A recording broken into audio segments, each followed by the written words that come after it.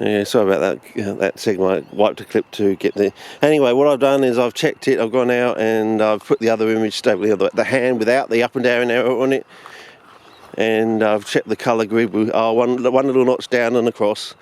Whether I have to darken it, I don't know. But so far, it's almost in the monitor good enough not to play around with it.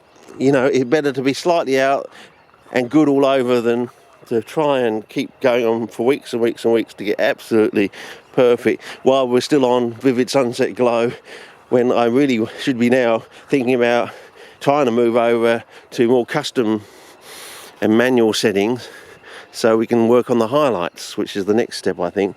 And once we get all that worked out, maybe end of the season or next year, we'll buy a really expensive, longer card so we can go in and just flip over into 4K, basically. So, you know, all the work's been done at the lower settings, at the cheaper prices, basically. And then we can just hopefully just flip up. Well, is it twofold or fourfold? Going from a 1080p to 4K, well, I'm assuming it's 4,000, so it's a fourfold increase in. Well, I'm assuming that, but, you know, probably out in the real world, that assumption is probably false. And of course, all these wattles or caches, wattle's the common name and cache is the botanical name, are all going to come in and flower, and it's all going to go yellow. And yeah, so anyway, let's go back to the track and see if we can find some remnant wits and other stuff. And what I wanted to do is go back on the track down there and see if I can find some tiddly-pop glids, you know. So at least we know we've got a base to go back to do some filming, you know, later on in the season. And that looks good.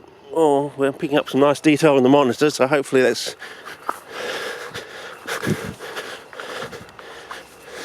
But basically now we're going into like this winter wonderland sort of thing. It's pretty short here, 6-8 weeks probably.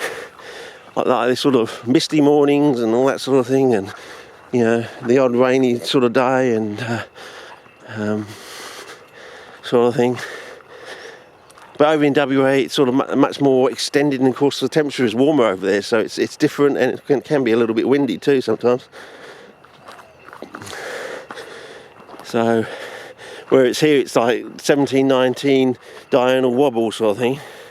And see, once everything's wet and damp, the colours get darker and richer and more vivid. And so if you can avoid the rainy days and the washing out of the dew and things like that, and pick your days and go out there, you can get some really good photography, especially if you're colour perfect sort of thing, and you've got it on high resolution, all those things. And this is going to be rather cute too. So, you know, you get basically the winter wonderland stage is when the Aussie bush comes alive sort of thing, and there's a nice lichen there for. It's in the monitor it's a little bit more yellow, and in real life it's a little bit greener. So so basically on close-up we're going to have to probably think about slightly altering the settings to get true to life colour on close-ups, I suppose. But what about the red here? Well, see, I can't. It's the hue that's slightly. It's all. I'm going to have to work on it, fellas. It's very hard to actually dial it in.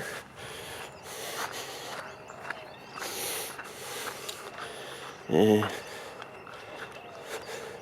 It's obviously a case the hues do actually change when you go from distance shots to close-ups, and you're just going to have to keep changing the settings, knowing, oh, I'm going to take a close-up on the next clip, so therefore I've got to change the settings to being close-up settings. So when I get into close-up, the colour will be true to life in close-up, but it won't be in distance shots. Yeah, I don't know, maybe. Now that leaf, I can't fault that leaf. So the colour on that leaf at this distance, and I can't fault that leaf there. So what was going on up there? I mean, that's got slightly greeny yellow. I mean, as I said, it's so good and bad in certain things that it's frustrating, you know. You're so close in certain things and spot on in others that it's temptingly frustrating sort of thing. you know. Oh, then we got some mushies for the mushy people. You like those things. I can't fault the hue of that, although as you know, I'm 2 notches down, so it's very, very close to being absolute spot on perfect for that. Anyway, so, and this is getting very slate. It's getting on 45 degrees, or 40 degrees, I would say, getting to 45. And of course, I've got Crocs on, and it's whoa, yes. Yeah, standing on one leg is quite silly, yes. Then you got, anyway, we got a nice view down there, but I really want to, as I said, my goal today was to go back over there and just see if we can pick up some tiddly-pop ones. I mean, I suppose we could walk down there and across and up.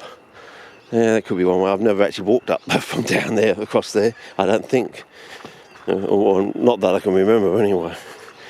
May have done it years ago. You know, it was just like going back to the car, not realising I was actually taking that path to go back to the car or something.